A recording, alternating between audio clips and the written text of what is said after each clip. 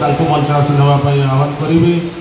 समाजसेवी ऋतुपर्णा महांती जे कि बालेश्वर विशिष्ट जननेता तथा पूर्वतन विधायक स्वर्गत अरुण देंकर चतुर्थ वार्षिकी श्रद्धांजलि दिवस पालित हो जाइछि। राजनेतांकठू आरंभ करी समाजसेवी एपरिक साधारण लोक माने मध्य स्वर्गत अरुण दे को श्रद्धा सुमन अर्पण करिसेंती। तेबे अरुण दे स्मृति परिषद पक्षरु श्रद्धांजलि दिवस पालन अवसर रे आज सकाळे प्रथमे स्वर्गत अरुण दे प्रतिमूर्ति रे सामूहिक माल्यार्पण करा जायथिला। परे सहरर एक कल्याण मंडप ठारे आयोजित स्मृति सभा रे जिला तथा राज्यर विभिन्न अंचलरू बहु मान्यगण्य व्यक्ति विशेष जोगदेई प्रवीण राजनेता स्वर्गत अरुण देंकर स्मृतिचारण करथिले। तेबे जणे निर्भीक एवं वास्तववादी नेता भावे अरुण दे समस्तक निकटरे परिचित थिले। चाषी मूल्यांक ठारू आरंभ करी श्रमिक और गरीब मनीषंक पई से निज जीवनर शेष समय पर्यंत संग्राम जारी रखिथिले। तेणु तांकर व्यक्तित्व एबे भी अनेकंक मनरे छाप होई रही जाइछि। आयोजित कार्यक्रम रे अरुण दे स्मृति परिषदर सभापति प्रोफेसर डॉक्टर बासंती दे प्राक सूचना प्रदान करिथिबा बेले परिषदर उपदेष्टा रंजन कुमार बाग कार्यक्रम संयोजना करिथिले।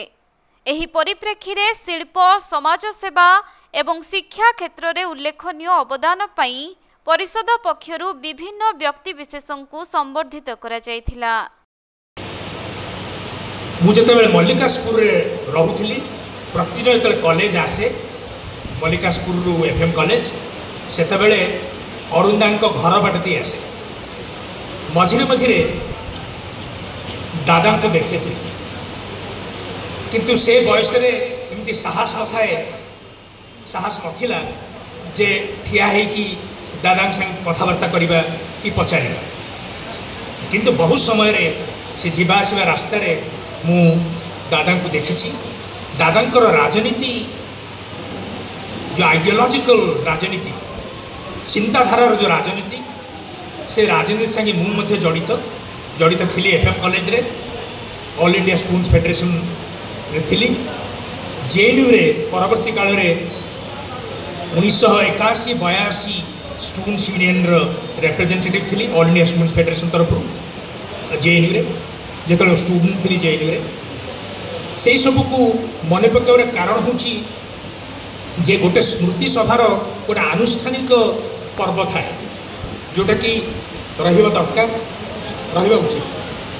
किंतु तार आउ गोटे पर्व अच्छी से पर्वटा है जे स्मृति आउ अन्य जन को मन पकाइबा पछे कौन थाए कहीं मन पकू से मन पकाइबार प्रकृत कारण कौन तार यथार्थता कौन थाए आ स्मृति गोटे व्यक्तिगत हो पारे स्मृति गोटे सामूहिक हो पारे यही जो आम आज रुंड होती जो समस्त अच्छे सी गोटे सामूहिक मन पकाइबार सामूहिक भाव दादांकर को मन पकईबा दादा जो राजनीति जो प्रगतिशील राजनीतिर धारा रे थिले ताको मन पकईबा मोटी ठिया आइछि। बालेश्वररू प्रसंजित सेठींको रिपोर्ट कोणार्क लाइव।